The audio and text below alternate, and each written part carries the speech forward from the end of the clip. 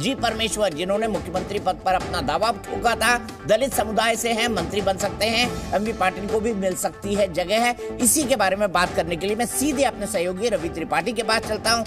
रवि, लगातार एक के बाद एक खबरें ब्रेक कर रहे हैं। तो रवि बताइए, कौन कौन है संभावित और क्या कहते हैं आपके कांग्रेस के वरिष्ठ सूत्र? नहीं, देखिए दीपक जी, जो लगभग तय है कि 34 मंत्री शपथ लेते हैं। कर्नाटक की बात करें अगर 15% जो मंत्रिमंडल होता है उसमें, तो 34 में से 32 मंत्रियों की लगभग लिस्ट बन गई। लेकिन अभी माना जा रहा है कि 20 के आसपास मंत्री शपथ लेंगे। जो परसों शपथ ग्रहण होगा 20 तारीख को, और उसमें जो बड़ा नाम है जी परमेश्वर, पहले होम मिनिस्टर भी रहे हैं, पहले डिप्टी सीएम भी रहे हैं, पहले प्रदेश अध्यक्ष भी रहे हैं। एमबी पाटिल चूंकि लिंगायत समाज से आते हैं और बड़े नेता हैं लिंगायत के, तो लिंगायत समाज को भी खुश करके रखना है। परमेश्वर दलित नेता है, उनको भी खुश करके रखना है। इसके साथ केजे जॉर्ज ईसाई समुदाय के से आते हैं। प्रियांक खरगे साहब के बेटे हैं, पहले भी मंत्री रहे, उनको मंत्री बनाया जाएगा। तो तमाम जो लिस्ट है उसको देखकर, जो मुस्लिम नाम भी है, जमीर अहमद भी हैं, तमाम और नाम, इसको देख के लग रहा है कि कहीं ना कहीं इस लिस्ट में कोशिश की गई है कि सभी जातियों को साधने का। जो यहाँ का कास्ट समीकरण है जिसमें लिंगायत भी है, वोकालिगा भी है, कुरबा से खुद मुख्यमंत्री हो रहे हैं। सबसे बड़ी बात है, मुस्लिम समाज के लोग डिमांड कर रहे थे कि उनका उप मुख्यमंत्री हो, तो उप मुख्यमंत्री ना होकर मंत्री उनका होगा। 1 से 2 मंत्री हो सकते हैं मुस्लिम समाज से, ईसाई समाज से मंत्री होंगे, कोई आपके अलावा वोकालिगा के अलावा दलित समाज से लोग होंगे, और तमाम तबकों को साधना है। इस साधने के चक्कर में मिनिस्ट्री बनाई जा रही है। और 2024 के लिहाज से ये सब कुछ तैयारी, चूंकि सोनिया गांधी ने भी डीके शिव कुमार को यही कह के समझाया है कि अभी जो है आपको मिलजुल के काम करना है, और आपको अगर बढ़िया काम करेंगे उसका रिवार्ड आपको मिलेगा। तो 2024 अगर बढ़िया काम करके डीके शिव कुमार देंगे तभी उनकी दावेदारी 2025 में बनेगी मुख्यमंत्री के लिए। तो कुल मिला जुला के लिस्ट जो बन रही है, चाहे सीएम, डिप्टी सीएम या फिर मिनिस्टर्स की, उसका मकसद यही है कि 2024 में कैसे ज़्यादा से ज़्यादा सीट लाई है। 28 में से पिछले बार दीपक जी 25 सीटें बीजेपी जीत कर आई थी। सिर्फ कांग्रेस के खाते में 2 सीटें गई थी और एक इंडिपेंडेंट के पास गया था।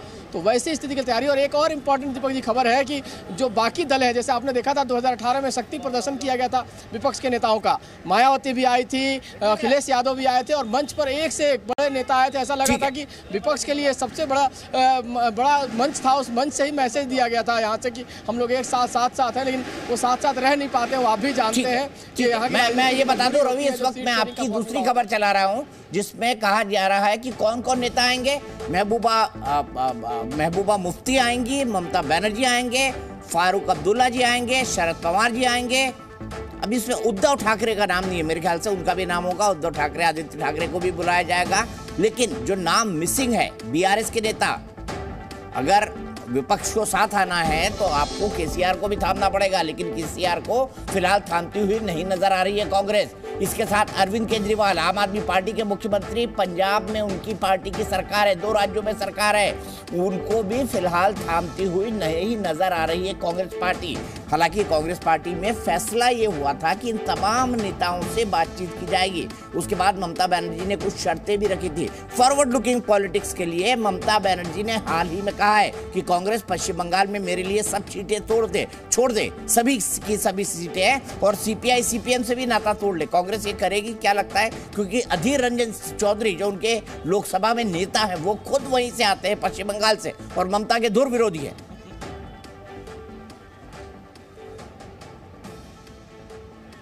दीपक जी, मेरे से सवाल है आपका। जी, मैं यही जानना चाहता हूं, क्या ममता की मांग पर सभी सीटें छोड़ देगी कांग्रेस उनके लिए? देखिए, ऐसा लगता नहीं है, क्योंकि कांग्रेस के नेताओं से जो बात हो रही थी उसमें था कि कुछ सीटें कांग्रेस पार्टी लड़ना चाहेगी, खासतौर पे जैसे अधीर रंजन चौधरी का आपने एग्जाम्पल दिया। हालांकि अधीर रंजन चौधरी अगर गठबंधन के साथ नहीं लड़ते हैं तो उनकी सीट फंसी हुई सीट है। जैसे पिछली बार खरगे साहब चुनाव नहीं जीत पाए थे लोकसभा में, नेता विपक्ष होने के बावजूद, लोकसभा में कांग्रेस के नेता होने के बावजूद। उसी तरह अधीर रंजन चौधरी की अगर आप गौर करेंगे विधानसभा में, तो 22 में से 20 सीटें टीएमसी जीत के चली गई है। वैसी स्थिति में बहुत गुंजाइश नहीं है उनके लिए वहाँ पे। बावजूद इसके कांग्रेस नहीं चाहेगी कि वहाँ पूरी सीटें उनको दे दी जाए। लेकिन बीआरएस का जहाँ तक सवाल है दीपक जी, जो कांग्रेस के सोर्सेज हमारे हैं, जो सीनियर नेताओं से बात हुई, बीआरएस से कोई समझौता नहीं करेगी कांग्रेस पार्टी, क्योंकि तेलंगाना में चुनाव है, कांग्रेस पार्टी चुनाव लड़ना चाहती है, अपने दम पर लड़ना चाहती है, और वहाँ कोई समझौता नहीं करना चाहती है। एक मैसेज साफ है। दूसरा, आम आदमी पार्टी से, चूंकि पंजाब में अगर आम आदमी पार्टी से समझौता कर लिया तो वहाँ चुनाव नहीं लड़ पाएंगे, वहाँ उनको कुछ नहीं मिलने वाला है, बहुत ज़्यादा सीटें आम आदमी पार्टी नहीं देने। तो आम आदमी पार्टी और बीआरएस से तो एकदम नाते का कोई सवाल खाली नहीं है, बाकी पार्टियों से कहीं ना कहीं कुछ बात चलेगी, बार्गेनिंग होगी और बार्गेनिंग के आधार पर हो सकता है कि कुछ चीज़ें हो। लेकिन कांग्रेस कोशिश कर रही है कि कुनबे को बढ़ाया जाए। कर्नाटक में जीत के बाद कांग्रेस का थोड़ा सा मनोबल अप हुआ है और कांग्रेस का बार बार दावा है, दीपक जी, जो उनके नेताओं से बात होती है कि हमें कोशिश करना है 140 सीट लाने का।